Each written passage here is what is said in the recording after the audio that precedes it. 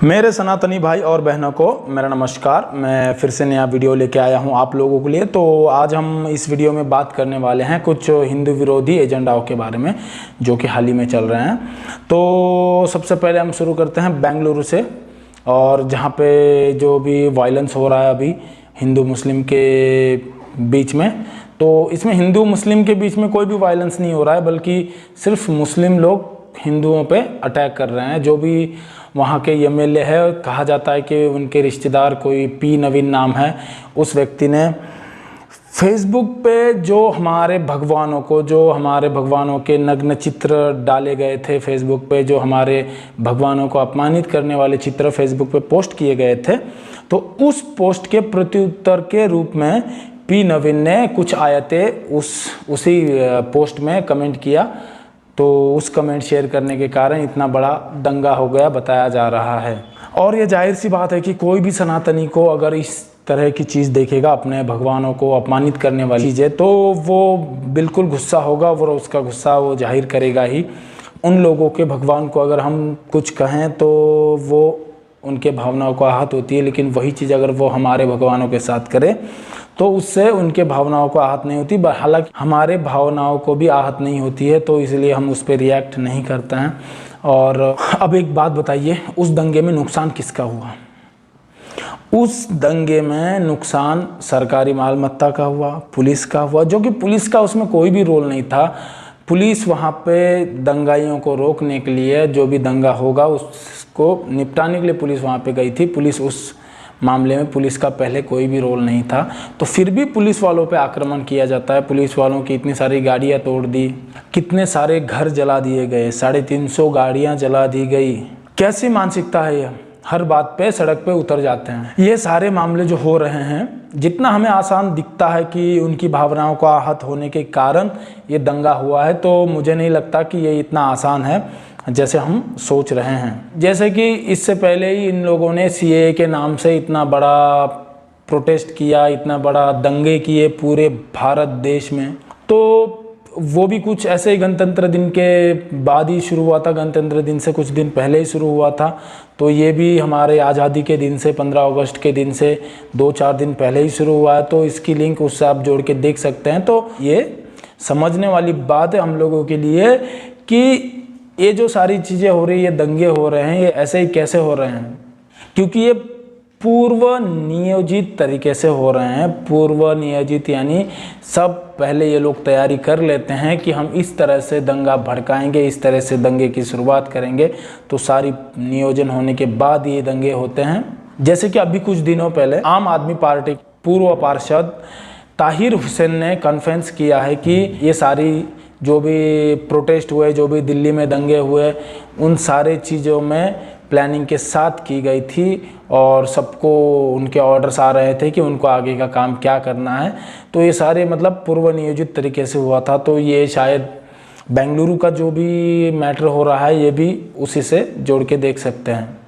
ताहिर हुसैन ने अपने कॉन्फ्रेंस में कितने सारे खुलासे किए हैं कि ये सारे नियोजित तरीके से कैसे हुआ, किस तरह सारे दंगे भारत भर में सीएए के नाम से पूर्व नियोजित तरीके से हुए। तो यह मामला कुछ नया नहीं है। बता दूं कि यदि हम लोग उनकी भावनाओं को आहत नहीं भी करेंगे, तब भी ऐसे दंगे जरूर होंगे।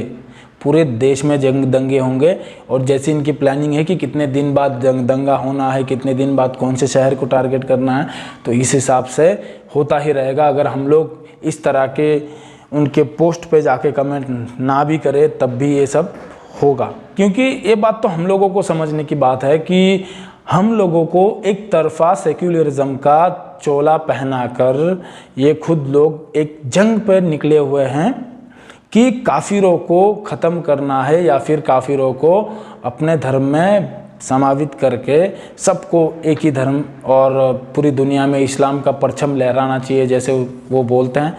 क्योंकि हम लोग ये देख सकते हैं कि जहाँ भी दंगे होते हैं, तो ये दंगा सिर्फ उस बात को विरोध नहीं करता है कि जिस चीज़ के लिए उन लोगों ने ये दंगे किए हैं। जैसे कि सीएए प्रोटेस्ट के नाम से जब दंगे हुए, तो सिर्फ सीएए का विरोध थोड़ी ना हुआ, वहाँ पे तो हिंदुत्व का विरोध हुआ, बीजेपी का विरोध हुआ, हमारे देश का विरोध हुआ। ये सिर्फ एक चीज़ के लिए नहीं लड़ रहे हैं। तो इनके कामों से तो यही लगता है कि ये लोग एक जंग पे निकले हुए हैं। तो वो लोग अभी आपने देखा बेंगलुरु के केस में भी ये लोगों ने वहाँ पे अल्लाह अकबर के नारे लगाए, सारी चीज़ें खींच तान कर एक ही जगह पे लाया जाता है। तो ये सब ऐसे ही चलने वाला है। ये लोगों को हम भावनाओं का आहत नहीं भी करेंगे तो भी ये लोग हमारे ऊपर आघात करेंगे, हमारे ऊपर घात करेंगे। तो ये जाहिर सी बात है और हम लोगों को भी इसको समझना चाहिए और इसके उपाय ढूंढना चाहिए, बल्कि इसको सहते नहीं रहना चाहिए। हम लोग काफ़ी सहन करने की क्षमता है हम लोगों की, तो हम लोग काफ़ी सहन भी करते हैं। तो मुझे नहीं लगता कि और ज़्यादा सहन करना चाहिए। तो चलिए इस वीडियो को ख़त्म करता हूँ और लास्ट में आपको मैं एक वीडियो दिखाने वाला हूँ कि एक महिला है जो कि बुर्का पहने हुए इस्लामी महिला है। वो महिला किस तरह से मॉल में जाकर हमारे जो भी गणेश भगवान की मूर्तियां हैं, हालांकि अभी 2-3 दिन में गणेश उत्सव मनाया जाने वाला है, गणेश बिठाने वाले हैं घर में, तो इसी कारण उस महिला ने वो काम किया है अपने को पब्लिसिटी पाने के लिए अथवा अपने इस्लाम कट्टरपंथी चलाने के लिए उसने एक काम किया है। तो उसका वीडियो मैं देने वाला हूं, तो आप लोग देखना और वीडियो को लाइक करना, कमेंट करना और सब्सक्राइब करके घंटी बजाना ना भूलें, ताकि मेरे आने वाले अगले वीडियोज़ की नोटिफिकेशन आपको जल्द से जल्द मिले। और फिर मिलते हैं अगले वीडियो में। जय श्री राम, हर हर महादेव।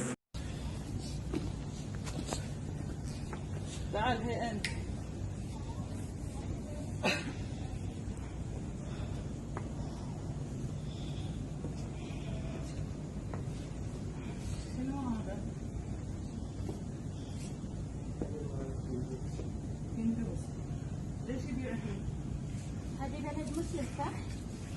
ليش هذا احنا؟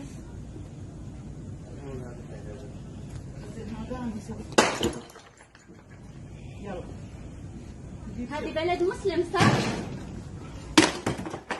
مو مال كافر صح؟ اوكي انت مسلم؟ هذه مال كفر صح ولا لا؟ هذه ديرة حمد بن عيسى. حمد بن عيسى يرضى بهذا؟ يلا جيب منها بيت، شوف منو اللي يعبد الاصنام هني. لا هو الكبير كسري، النبي ابراهيم كسر الكبير فيهم بعد. يلا ابي شرطة مال هندوسي تقول بعد.